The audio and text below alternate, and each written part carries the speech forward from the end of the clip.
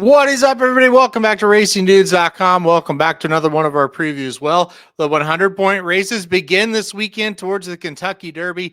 The true win and you're in races, and if you get top two, you're probably in as well. We'll start with the Louisiana Derby coming up, like I said, Saturday, March 22nd at Fairgrounds. It'll be race 12, last race of the day on a 12-race card. Field of 10 for this one.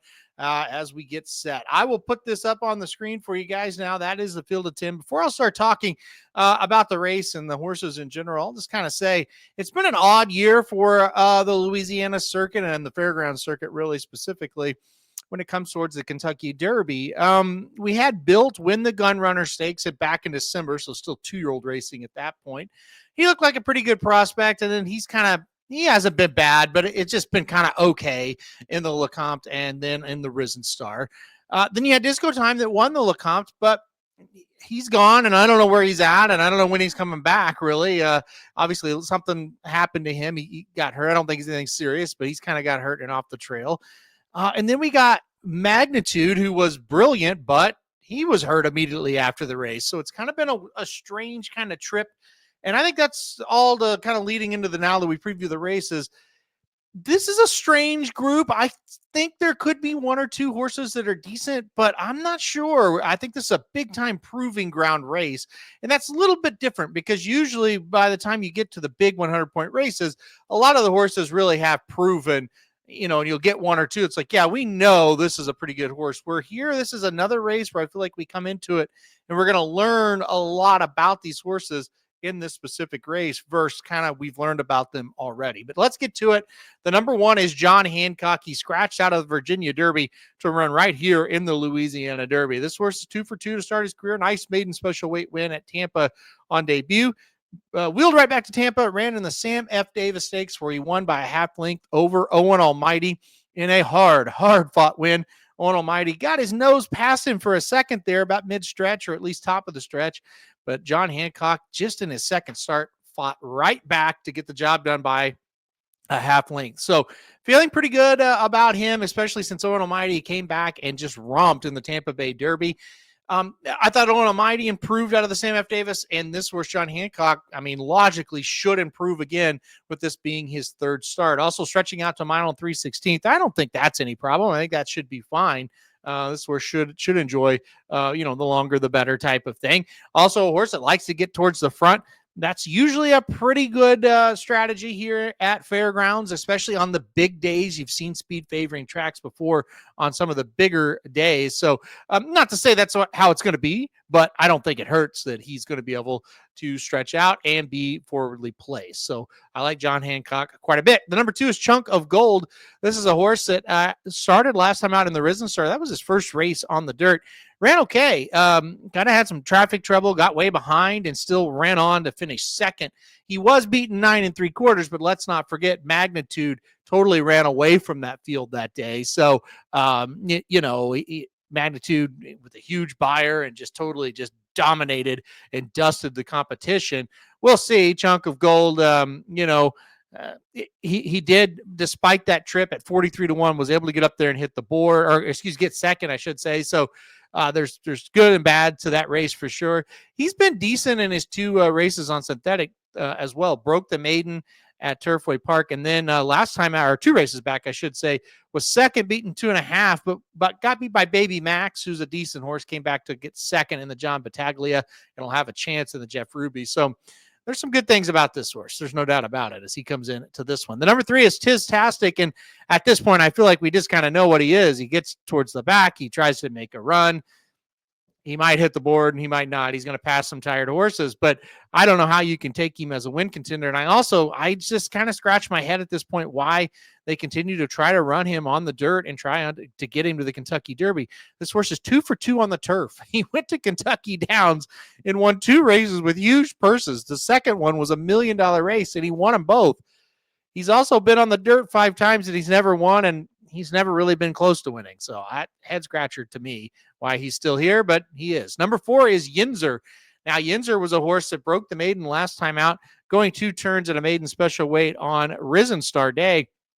he kind of took advantage of the track, of the speed bias track, sent to the front, goes gate to wire, wins by 2 lengths. Like I said, before that, he had really not been great. Third in a maiden special weight on a debut, then 2 back-to-back 5th place efforts before that win at 11-1 last time out. We'll see. We'll see what happens. He doesn't really project to get an easy lead in this one. There is other speed in the race that could kind of throw him off a little bit, but it was a good effort. He's going to need to improve again off of that. I think I like him a little bit better to win than Tistastic, the other Asmussen horse, but I still don't love him fully in this one. All right, let's keep going. Number 5 is Caldera. Obviously, this is going to be a very popular horse owned by my racehorse, coming off of a loss in the Sunland Derby, a narrow margin, lost by a nose in that spot last time out to Getaway Car.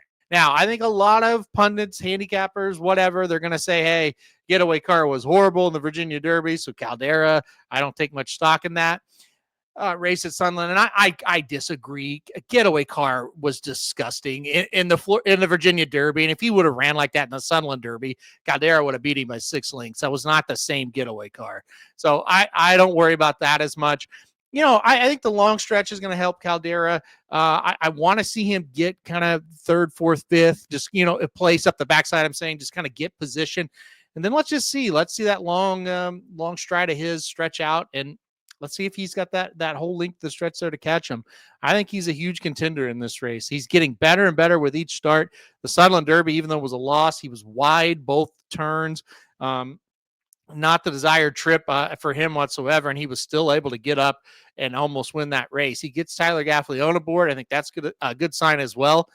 I think it's going to be tough in here. I like him in this spot, and I'm really not worried about the Getaway Car performance in the Virginia Derby. Like I said, I just don't think that was him. He was horrible in that race. So I like Caldera quite a bit in this spot. I think it's a really good spot. The way he runs and his long stride, I think that really fits Fairgrounds quite well. All right, let's keep going. Number 6 is Built. He was very impressive winning the Gun Runner back in December. He has not been quite as good at his next 2 starts. The Lecomte was able to get second, but he lost to a horse really he should have beaten. With Disco Time, had the wide trip and everything that happened there. You really should have beat him in that spot, and he didn't. And then the Risen Star, he was 3rd, beaten 9 3/4. He turned for home like he was going to run on pretty decent, and he kind of stopped a bit. So we'll see him come back here. We know what he is. He's a nice horse. He's got a chance to hit the board for sure. I don't really consider him a win candidate in here, but if he hits the board, I think he's definitely going to the Kentucky Derby. The number 7 is Vassimo. He tried Stakes Company for the first time last time out right here in the Risen Star. He was 4th, beaten 12.5. I think he'll move forward off of that effort. Really got an education. The trip was much different in the Risen Star than his first 2 starts where he was able to win. He's got to just find more. He's a decent horse. We haven't really seen him run a race where it's like, okay, yeah, he's really good. Even those first 2 wins, they were good, not great.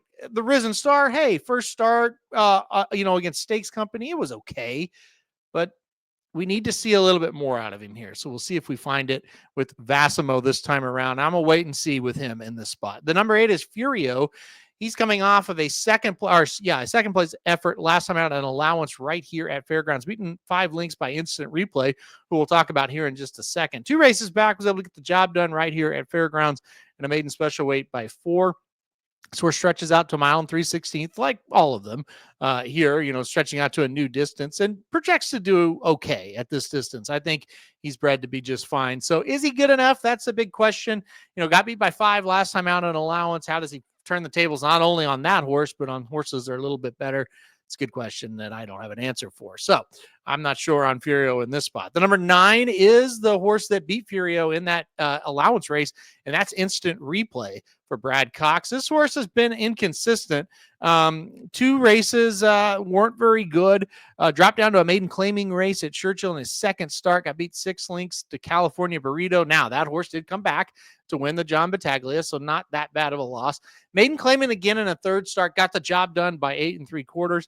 Then ran so well, they ran an allowance there at Oaklawn. Got 4th, beaten 8 1/4. Sandman, Calling Card, a couple horses that were in that race. Came back and, like I said, won the allowance here at Fairgrounds. I don't know. I think the last race was easily his best.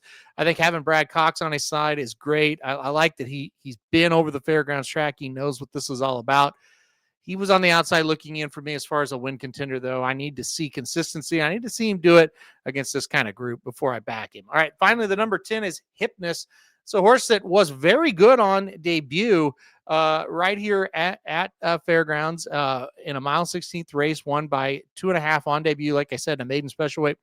Went up and ran in the Rebel last time out, was 7th, beaten 7. The one thing I'll kind of say, he had a little bit of traffic trouble. You go back and watch that race.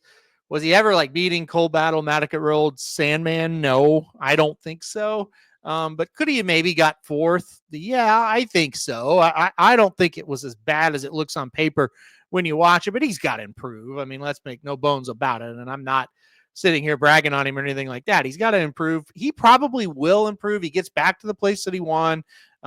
Stretch out, I don't think is great for him, but I don't think it's awful either. I'm kind of on the fence there. He just needs to be a little bit better, get a little bit of, a cleaner trip. As you can probably tell my voice, I'm not high on him, but I could see a case where he can get up and hit the board here. I don't think he's quite as bad as that last race. We'll see what he can do in this spot. All right. So that's the field of 10 here. It's going to be a fun race.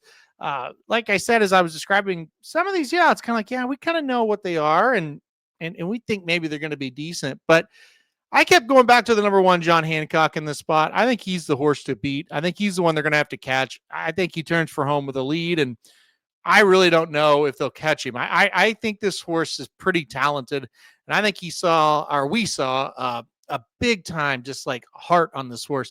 Owen Almighty is a very good horse. And now, is he a great horse for the Derby? I don't really think so. I think mile 16th, that's where he's at. But when a horse comes up beside you like that, and he's pretty darn good, and you're only in your second start, and you fend him off, and not only you fend him off, you win by a half, you're kind of pulling away from him. I think that was a pretty good sign that John Hancock's a pretty good horse. I think Caldera can come challenge him. Yinzer wouldn't shock me. Chunk of Golden Built will be running, but I think John Hancock holds him off.